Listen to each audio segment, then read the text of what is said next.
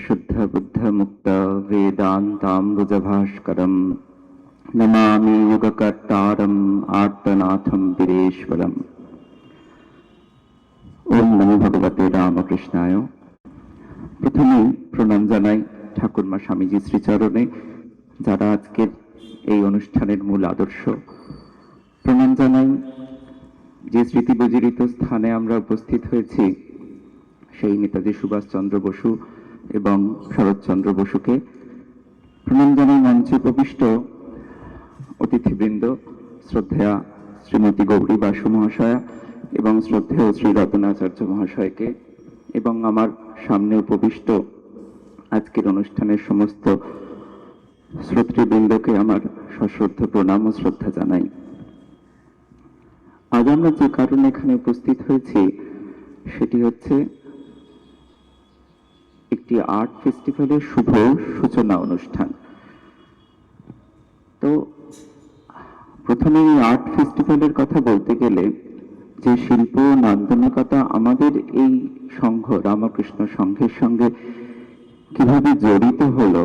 রামকৃষ্ণ সংঘ তো একটি সন্ন্যাসী সংঘ, স্বামী বিবেকানন্দ প্রতিষ্ঠিত একটি সন্ন্যাসী সংঘ। তো সেটা স্পিরিচুয়ালিটি চর্চা করবে, সমাজে সেবা শিক্ষা বিভিন্ন কার্যে তার অবদান আমরা সবাই লক্ষ্য করি, সমাজের মানুষজন সেটা লক্ষ্য করে। কিন্তু শিল্প বা নান্দনিকতা এগুলোর ক্ষেত্রে এই প্রতিষ্ঠান কিভাবে জড়ালো, এটা জানতে গেলে আমাদের একটু অতীতে ফিরে যেতে হবে। রামকৃষ্ণ সংঘ প্রতিষ্ঠার আগেও স্বামী বিবেকানন্দ যখন পরিব্রাজক অবস্থায় এই গোটা ভারতবর্ষ পায়ে হেঁটে ঘুরে বেরিয়েছেন, তিনি প্রতিটা জায়গায় বিভিন্ন স্থানের এই স্থাপত্য ভাস্কর্য খুব সুন্দরভাবে অবজার্ভ করেছেন। কারণ এই স্থাপত্য বা ভাস্কর্য বা শিল্পের সর্বোপরি গুরুত্ব বোঝেন তারা, শিল্পী যারা তারা তো বটেই, যারা সেটিকে খুব ভালো অবজার্ভ করতে পারেন। স্বামীজির কিন্তু খুব ভালো অবজারভেশন ছিল, শুধু আমাদের ভারতবর্ষ নয়, পরে তিনি যখন বিদেশে গেছেন, ফ্রান্স, ইটালি, আমেরিকা, জাপান, বিভিন্ন জায়গায় তিনি এই শিল্পশৈলীকে খুব সুন্দর অবজার্ভ করতেন এবং সেগুলোকে তিনি তুলে এনে প্রতিষ্ঠা করার চেষ্টা করেছেন আমাদের এই কালচারে, এই প্রাচ্যের কালচারে। যেমন আমাদের আগে গৌরী দেবী বলছিলেন আমাদের মঠের কথা, বেলুর মঠের মূল মন্দির শ্রী রামকৃষ্ণ মন্দির, যেটি নকশা স্বামী বিবেকানন্দ তিনি তৈরি করে গেছিলেন। তার জীবদ্দশায় তিনি এই সমস্ত আর্টের কনসেপ্টকে একটা হারমোনাইজ করা, একটা ইউনাইটেড করার চেষ্টা করেছিলেন এই সৌধটির মাধ্যমে। এছাড়াও তার অন্যান্য সমস্ত কাজের মধ্যে এই আর্ট এবং কালচারের ইউনিফিকেশনস দেখা যায়। এবং শুধু তাই নয়, স্বামীজি আর্ট আর ফেস্টিভ্যাল বা আর্ট বা কালচার বা নান্দনিকতাকে শুধু একটা রূপ দিয়েছেন বলবো না, তিনি আমাদের জীবনে এগুলোকে অ্যাপ্লাই করার কথা খুব ভালোভাবে জোর দিতেন। কিরকম? যেমন ধরুন আমাদের দৈনিক জীবনযাত্রার, মানে আর্ট আর শিল্প মানে শুধু ছবি আঁকা, গানের চর্চা করা, সঙ্গীতের চর্চা করা বা কোনো ইনস্ট্রুমেন্ট প্লে করা, এইগুলোই তো শুধু নয়।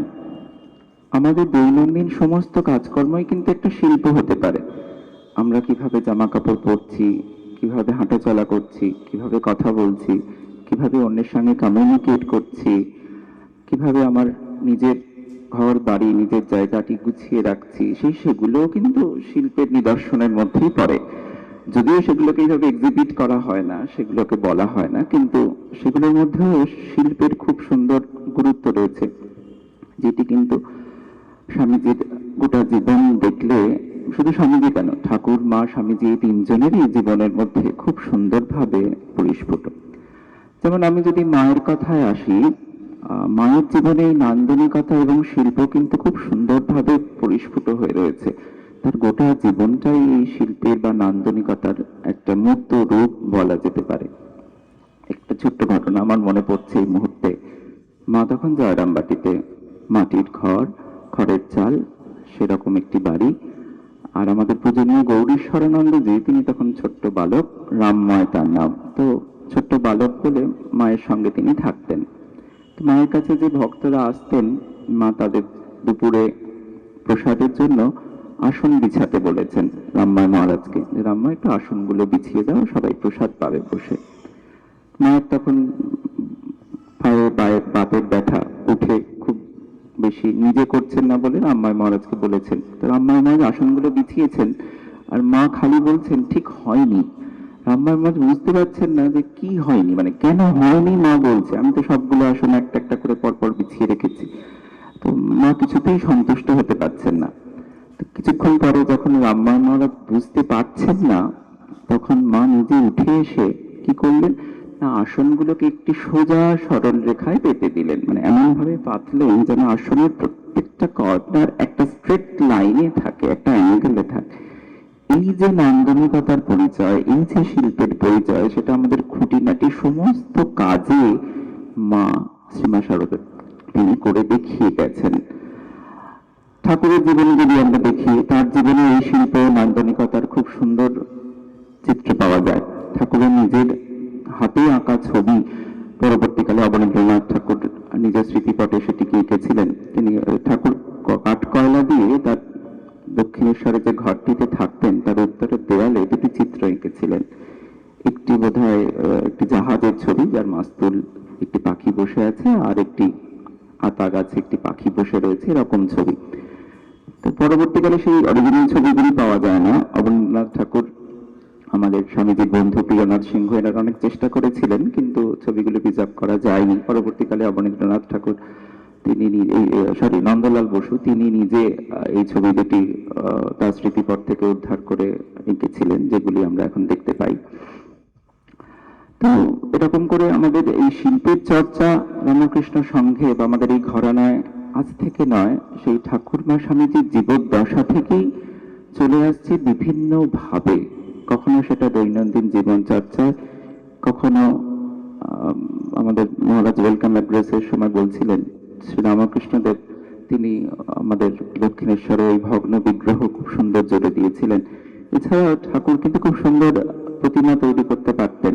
মথুরবাবুর চোখে পড়ে প্রথম শ্রী রামকৃষ্ণকে দক্ষিণেশ্বর ভবতারিণী মন্দিরের বেশকারী নিযুক্ত করার কাজ দেন কিন্তু ঠাকুরের একটি শিব মূর্তি দর্শন করে।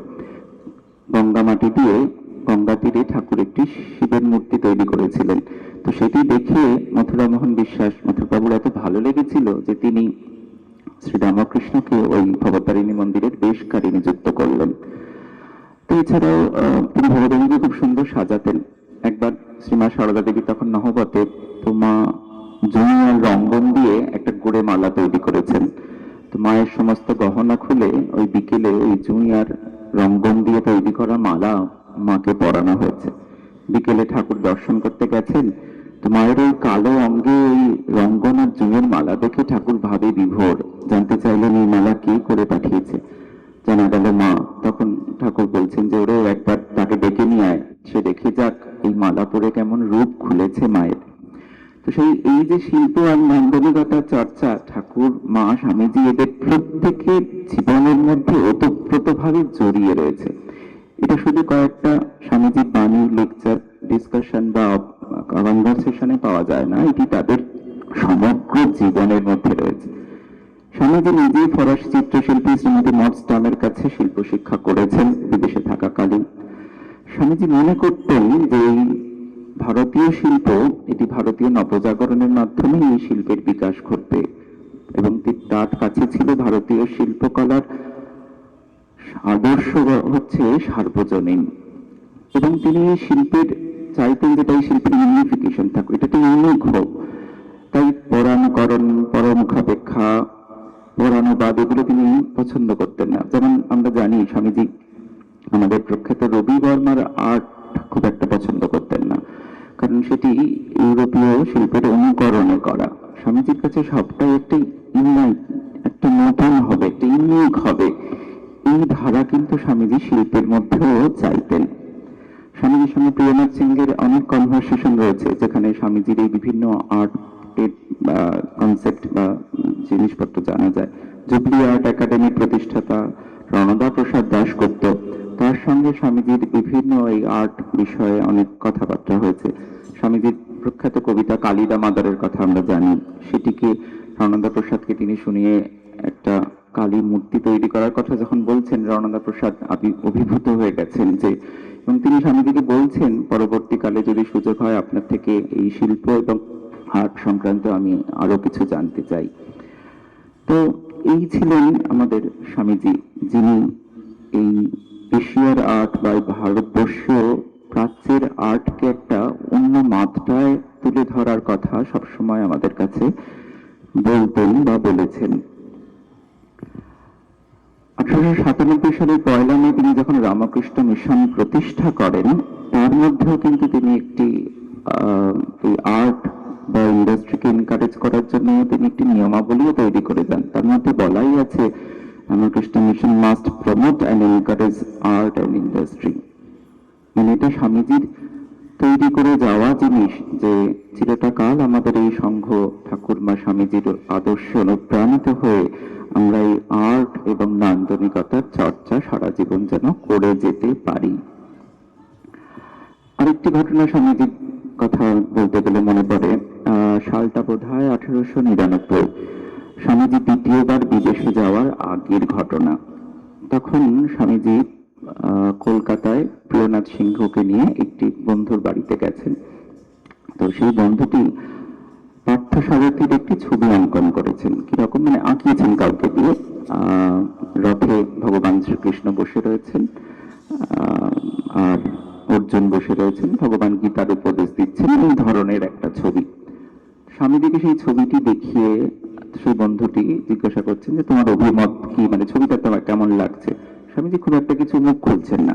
তো অনেক জোরাজোরি করায় স্বামীজি নিজের অভিমত জানালেন। স্বামীজির ছবিটি একদম পছন্দ হয়নি, বলতে এখানে শ্রীকৃষ্ণকে ঠিক বোঝা যাচ্ছে না। এবং স্বামীজি চাইতেন যে, এবং স্বামীজি বলছেন যে ছবিটি এঁকেছে সে কোথায় রথ, মানে তখন মহাভারতের যুগে যে রকম রথ ব্যবহার হতো সেটি বোধহয় জানে না। এরকম প্যাগোডা ধরনের রথ মহাভারতের যুগে ছিল না। তাকে দেখে আসতে বলো রাজপুতানায় গিয়ে কিরকম রথ মহাভারতের যুগে ব্যবহার হতো। যে আর্ট এমন হবে যেটা রিয়ালিটিকে রিপ্রেজেন্ট করবে, ট্রুথকে তুলে ধরবে। তো স্বামীজি তখন ওই চিত্রটার বর্ণনা দিতে গিয়ে বলছেন শ্রীকৃষ্ণের ছবি কিরকম হবে, শ্রীকৃষ্ণ কিরকম হবে, যিনি এরকম গীতার উপদেশ দিচ্ছেন, অর্জুনকে কৃপতা থেকে সরিয়ে যুদ্ধ করতে উদ্দীপিত করছেন, তার ওই বীরত্বব্যঞ্জক ভাব ছবিতে ফুটে উঠবে। এবং তার হাতে ওই রথের ঘোড়ার রজ্জু ধরা রয়েছে, এবং সেই রজ্জুর চাপে তার গরিষ্ঠ পেশিগুলি বোঝা যাচ্ছে, সুস্পষ্ট হচ্ছে। ছবিতে সেই ভাব থাকবে, সেই ভাব কোথায়? তো এই হচ্ছে স্বামীজির শিল্প বা নান্দনিকতা সম্বন্ধে তার চিন্তা ভাবনা, তার আদর্শ। যে শিল্প শুধুমাত্র একটা শিল্পীর মনের কল্পনাকে রূপ দেবে এটা নয়, সেটা বাস্তবতাকে রূপ দেবে, সেটার মধ্যে একটা আদর্শ থাকবে। স্বামী যেমন প্রাচ্য এবং পাশ্চাত্যের শিল্পের তুলনা করতে গিয়ে বলছেন যে পাশ্চাত্য শিল্পের মূল কথা ইউটিলিটি, তারা যেটা ইউজ করতে পারে সেটাকে শিল্পের আখ্যা দেয়। আর প্রাচীর শিল্পের মূল কথা হচ্ছে আর্ট, তারা আদর্শকে বিশ্বাস করে শিল্প তৈরি করে। কি উদাহরণ দিচ্ছে বলুন তো? উদাহরণ দিচ্ছে যে ইংরেজরা জল খায় দেখবে গ্লাসে, গ্লাসের মধ্যে কোনো আর্ট নেই। আর আমাদের প্রাচ্যের লোকেরা জল খায় ঘটিতে, ঘটির মধ্যে একটা সুন্দর আর্ট রয়েছে।